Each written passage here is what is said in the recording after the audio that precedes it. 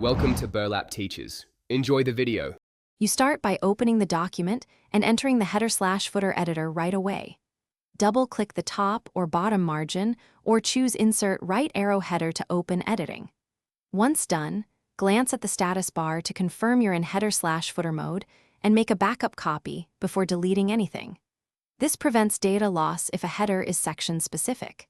Make sure to note whether the document uses sections or different first-page headers. That determines the next steps. Now you'll remove headers across sections by breaking links where necessary.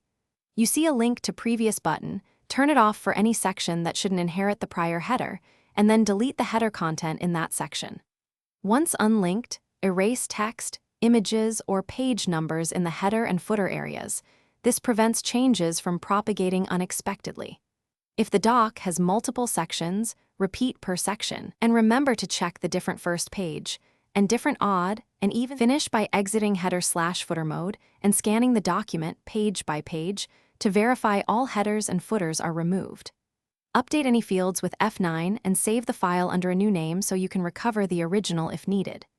If a header still appears, go back into the editor, locate that section break, and toggle link to previous off, then delete again. That single troubleshooting step resolves most stubborn headers tied to linked sections. Thanks for watching. Consider subscribing if this video helped you.